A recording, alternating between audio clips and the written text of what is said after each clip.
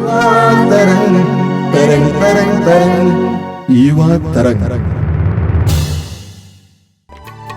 मेरे संग चल मसीहा, मेरे संग चल मसीहा, मेरे संग चल मसीहा, मेरे संग चल मसीहा। तूने चला था चेलों के संग एमाउस के राहों पर, तूने चला था चेलों के संग एमाउस के राहों पर। मेरे संग चल मसीहा, मेरे संग चल मसीहा, मेरे संग चल मसीहा, मेरे संग चल मसीहा। तूने खोली आंखें उनकी, तूने खोली आंखें उनकी, तूने खोली आंखें उनकी, तूने खोली आंखें उनकी। अचंभित होकर चल पड़े यरूशलेम संदेश सुनाने। मेरे संग चल मसीहा, मेरे संग चल मसीहा, मेरे संग चल मसीहा, मेरे संग चल मसीहा। सभी युवा भाई बहनों को जय यीशु। प्रभु को धन्यवाद देता हूं कि आप इस युवा तरंग कार्यक्रम से जुड़े हुए हैं, और मैं आप सबके लिए प्रार्थना करना चाहता हूं। विशेष करके मैं जानता हूं कि आपकी उम्र, आपकी अवस्था बहुत नाजुक उम्र है, नाजुक अवस्था है, और विशेष करके आज के वातावरण में जीना बहुत कठिन है। मैं युवक युवतियों के पीड़ाओं को समझ पाता हूं कि उनको कैसे तूफानों का सामना करना पड़ता है। जीवन को सफल बनाने के लिए, आगे बढ़ने के लिए, नौकरी पाने के लिए, प्रलोभनों से लड़ने के लिए उनको कितनी परेशानियां मोल लेनी पड़ती हैं, हम जानते हैं। ऐसे में मैं आपसे अनुरोध करूंगा कि आप हमारे इस कार्यक्रम से जुड़े रहिए, पवित्र वचन को सुनिए। पवित्र वचन जरूर आपके मन और हृदय को आलोकित करेगा।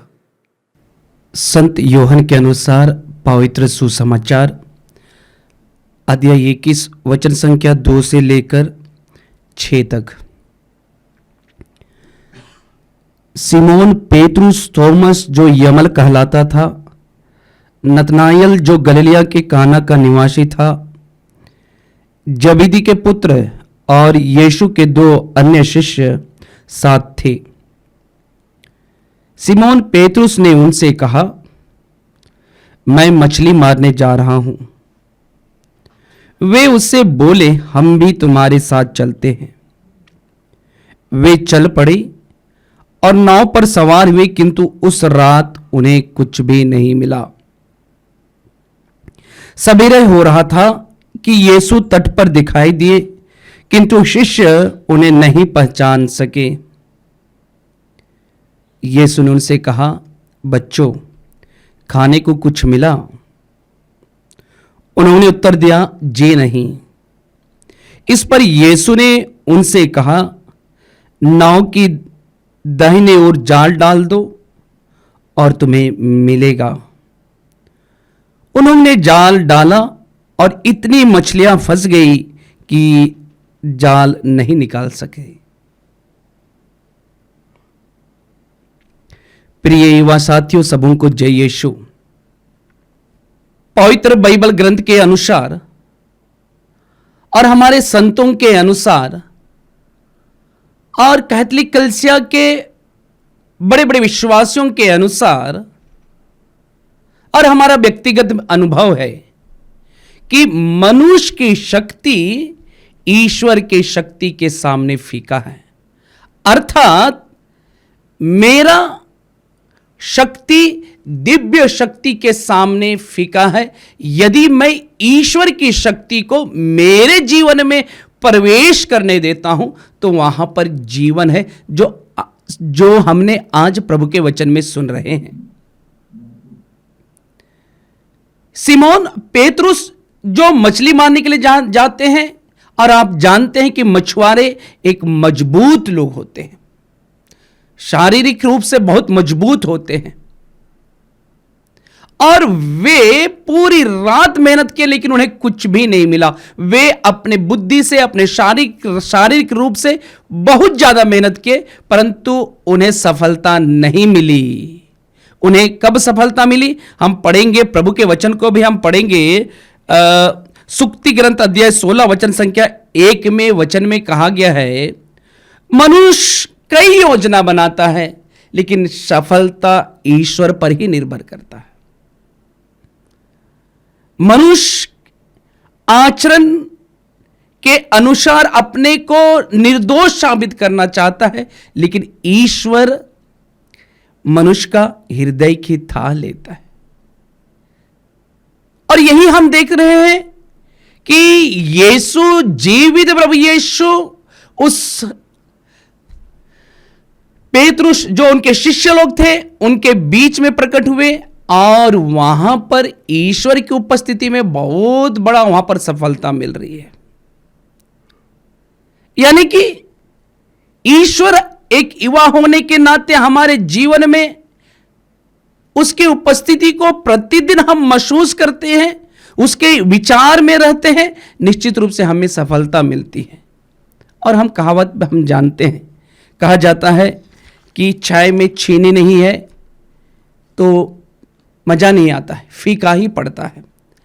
ऐसा ही हमें यह भी देखने को मिलता है कि सब्जी में नमक नहीं है तो सब्जी फीका ही पड़ जाता है। और अगला उदाहरण हम देख सकते हैं, यदि हमारे जीवन में पैसों की कमी हो जाती है, पर्स खाली हो जाता है, तब भी जीवन फीका फीका पड़ता है, अधूरा सा लगता है। और आजकल व्यक्ति बिना मोबाइल के फीका ही महसूस करता है। ऐसा ही है हमारी मानवीय जीवन में भी। हमारे मानवीय जीवन में प्रभु की उपस्थिति नहीं है, प्रतिदिन प्रभु की उपस्थिति नहीं है, तो हमारा जीवन भी एक सूखी डाली की तरह ही है, हमारा जीवन भी फीका लगेगा। इसलिए इस युवावस्था में हमें ईश्वर की खोज करते रहना चाहिए। लेकिन हम में से बहुत सारे युवा लोग प्रभु की खोज कब करते हैं? बहुत सारे लोग हमने देखा है प्रभु को अपने जीवन में स्थान सिर्फ प्रभु यीशु के जन्मदिन के समय लोग देते हैं। कुछ लोग प्रभु को जगह उस समय देते हैं सिर्फ और सिर्फ पास्का के समय में। कुछ लोग प्रभु को जगह सिर्फ रविवार के पवित्र मिस्सा बलिदान में सिर्फ देते हैं। और लेकिन कुछ लोग हैं जो प्रतिदिन यूखरिस्त में भाग लेकर के अपने जीवन में प्रभु को स्थान देते हैं और सर्वशक्तिमान को जगह देते हैं, ईश्वरीय शक्ति को जगह देते हैं। निश्चित रूप से वे लोग कैसे हैं? निश्चित रूप से वे दिन प्रतिदिन बढ़ते जाते हैं। जैसे कि हम पढ़ेंगे, जो मनुष्य पर भरोसा रखता है उसका क्या हाल होता है, उसके बारे में हमें यिर्मयाह के ग्रंथ अध्याय 17 वचन संख्या 5 से 8 तक में हम पाते हैं, जहां प्रभु का वचन कहता है, धिक्कार उस मनुष्य को जो मनुष्य पर भरोसा रखता है, जो नीरे मनुष्य का सहारा लेता है और जिसका हृदय प्रभु से विमुख हो जाता है। प्रिय युवा साथियों, प्रभु का वचन हमें यही बता रहा है कि जब हम प्रभु के साथ नहीं है, सर्वशक्तिमान के साथ नहीं है, हमारे जीवन में हम प्रतिदिन प्रभु के वचनों पर विचार नहीं करते हैं, तो हमारा जीवन कैसा है, इसके बारे में नबी यिर्मयाह बहुत ही सुंदर तरीके से बताते हैं। वे कहते हैं, जो मनुष्य पर भरोसा रखता है उसके लिए वचन कहता है यिर्मयाह का ग्रंथ अध्याय 17 वचन संख्या 6 में, वह मनुष्य मरुभूमि के पौधे के सदृश है जो कभी अच्छे दिन नहीं देखते हैं। वह मरुभूमि के उत्तप्त स्थानों में नूनखुरी और निर्जन धरती पर रहता है। आज प्रभु का वचन बहुत ही स्पष्ट है। जब एक युवा होने के नाते मेरे जीवन में मैं प्रभु को स्थान नहीं देता हूं तो मेरा जीवन वही मरुभूमि में लगाए हुए पौधे के सदृश है। मरुभूमि का पौधा कैसा होता है? मरुभूमि का पौधा में ना कोई जान नहीं रहती है, वह टूटा फूटा रहता है, पत्ते नहीं निकलते हैं, उनमें खुशियां नहीं दिखती है, उनमें एक प्रकार की मायूसी छाई रहती है। इस प्रकार के जीवन होता है जब प्रभु की उपस्थिति मेरे जीवन में इस युवावस्था में नहीं रहती है तब। लेकिन जब प्रभु की उपस्थिति रहती है, प्रभु की शक्ति मेरे जीवन में रहती है, मैं अपनी शारीरिक शक्ति में हम ईश्वरीय शक्ति को इस्तेमाल करते हैं, तब क्या होता है? प्रभु का वचन आगे कहता है, यिर्मयाह के ग्रंथ अध्याय 17 वचन संख्या 7 में हम पढ़े, धन्य है वह मनुष्य जो प्रभु पर भरोसा रखता है, जो प्रभु का सहारा लेता है। वह कैसा है? वह जल स्रोत के किनारे लगाए हुए वृक्ष के सदृश है, जिसकी जड़ें पानी के पास फैली हुई है। वह कड़ी धूप से नहीं डरता, उसके पत्ते हरे भरे बने रहते हैं। सूखे के समय उसे कोई चिंता नहीं होती है, क्योंकि उस समय भी वह फलता है। प्रिय युवा साथियों, ईश्वरीय शक्ति हमारे जीवन में जब रहता है, हम उसको हम इस्तेमाल करते हैं, उस अपनी शक्ति से हम ईश्वरीय शक्ति को हम सहयोग देते हैं, तो हमारा जीवन कैसा रहता है उसके बारे में बताया गया। हमारा जीवन उस जल स्रोत के पास लगाए हुए पौधे के समान है, उस वृक्ष के सदृश है, जिसकी जड़ें रोज दिन पानी पाता है।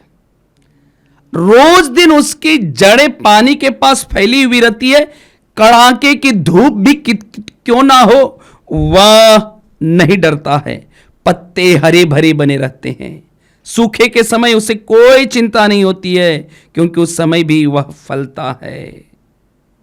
यानी कि हमारे जीवन में कितनी भी विपत्तियां क्यों ना हो, और विपत्ति तो आना ही है, दुख तो आना ही है, लेकिन उस दुख में भी, विपत्ति में भी हम ईश्वर से जुड़े हुए हैं, ईश्वर के साथ हैं। ईश्वरीय शक्ति को हम इस मनुष्य शक्ति में प्रवेश करने देते हैं, निश्चित रूप से हम कभी मुरझाते नहीं हैं।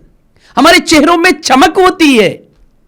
हमें चिंता करने की आवश्यकता नहीं है, क्योंकि चिंता ईश्वर, हम अपनी चिंताओं को ईश्वर ले लेते हैं।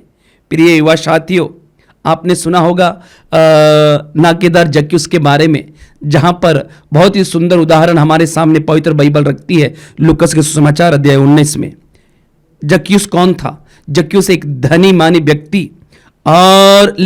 व्यक्ति था, लेकिन खुश नहीं था। वह अकेलापन को महसूस करता था, वह पाप में जीवन जीता था, लोग उससे नफरत करते थे।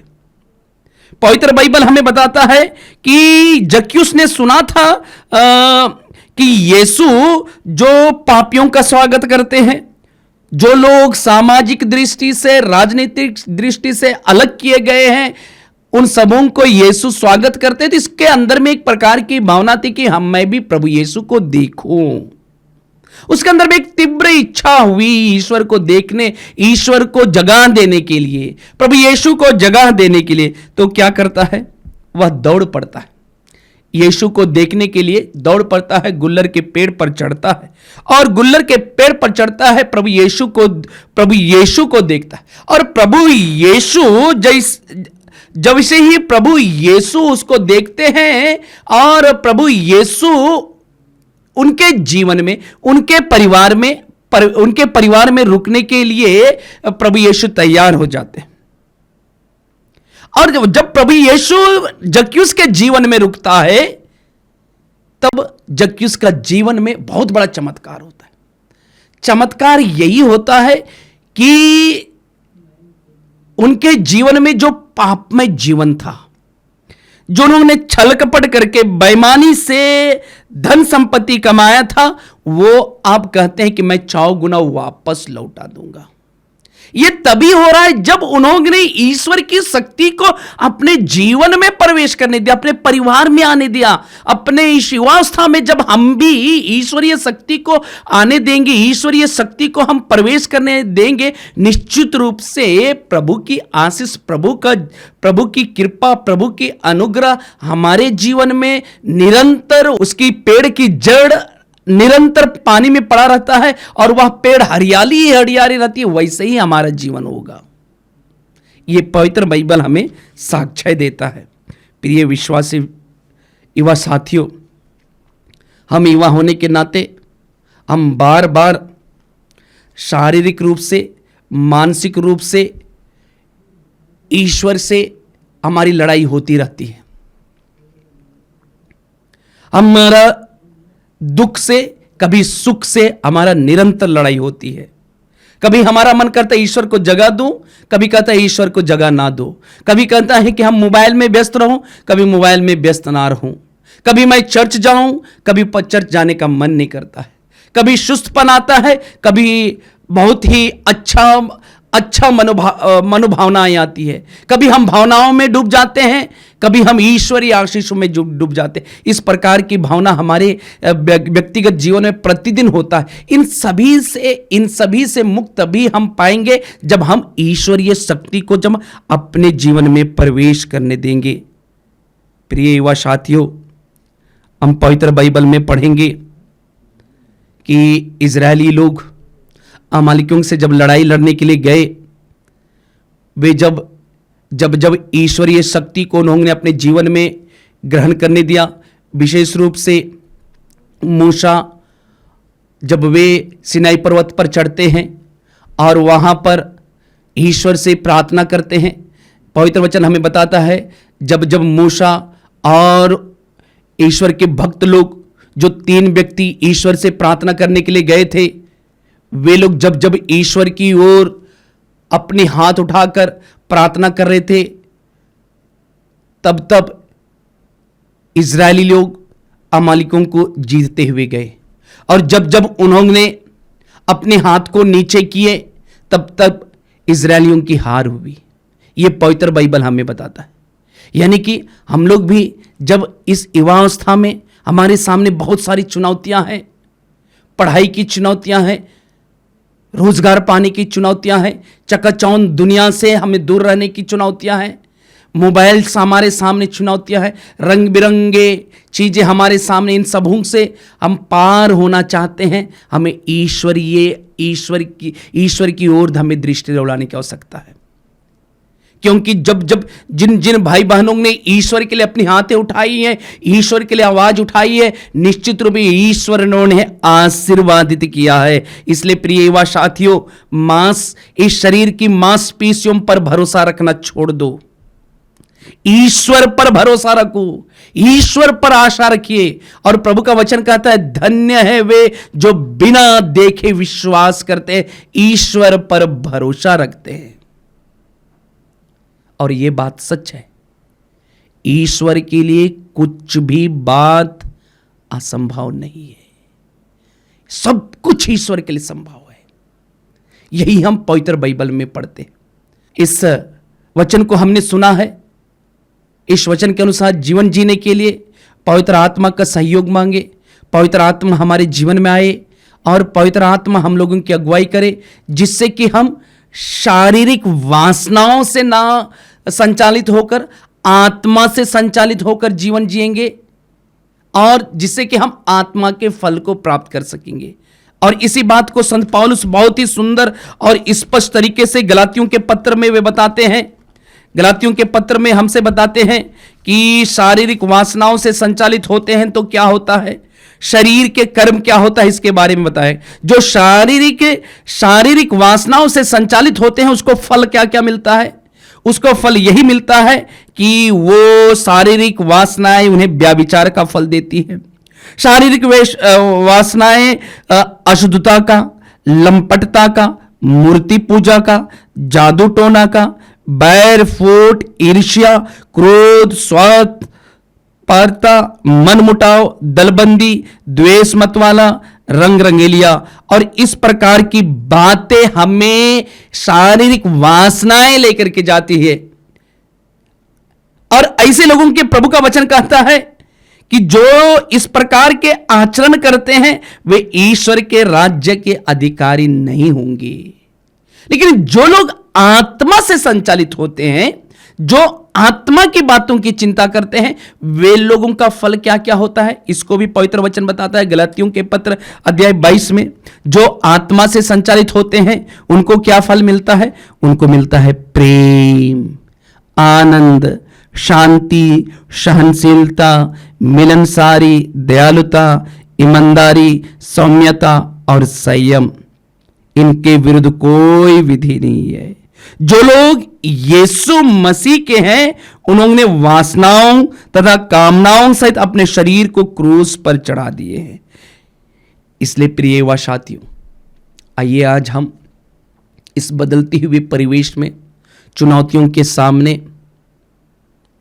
हम प्रभु से प्रार्थना करें कि प्रभु की पवित्र आत्मा, सत्य की आत्मा, जीवित आत्मा जो पेंतेकोस्त के दिन प्रेरितों पर उतरा था, वो आत्मा, जो आत्मा हमारे प्रथम ख्रिस्तीय विश्वासियों को एकता में बांध करके रखा था, वो आत्मा हम लोगों को आशीष दे, हम लोगों की अगुवाई करे। आमीन।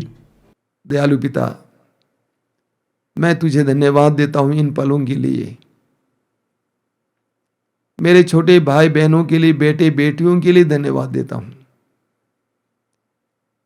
ए पिता, तूने अपने पुत्र को इस संसार में भेजा और 30 साल की उम्र से लेकर करीब 33 साल की उम्र तक उन्होंने तेरे राज्य के लिए साक्ष्य देते हुए तेरे वचनों को सुनाया। वे स्वयं युवा थे और आज युवाओं के लिए एक आदर्श हैं। दयालु पिता, मैं तुझसे प्रार्थना करता हूं, मेरे इन बेटे बेटियों को तेरे पुत्र को देखने, उनको सुनने और उनके आदर्श का पालन करने की कृपा देना।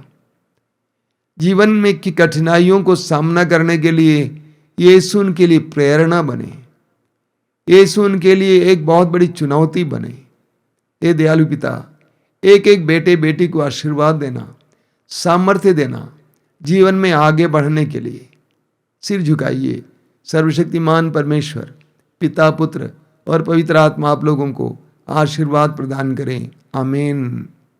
राहें ऊंची नीची, राहें हैं ऊंची नीची, राहें हैं ऊंची नीची, राहें हैं ऊंची नीची। थक मैं जाता थाम तू लेना, चलता रहूं मैं राहों में तेरे, मेरे संग चल मसीहा, मेरे संग चल मसीहा, मेरे संग चल मसीहा, मेरे संग चल मसीहा। अनजान है राहें मेरी, अनजान है राहें मेरी,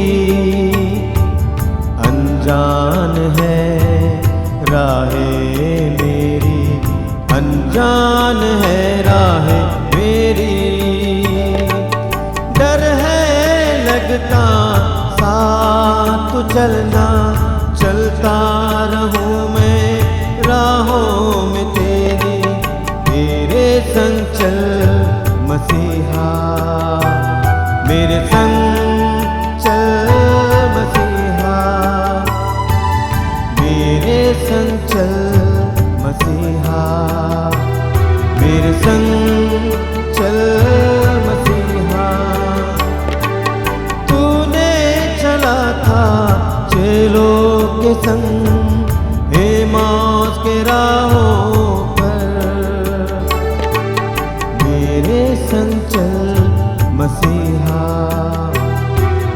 संग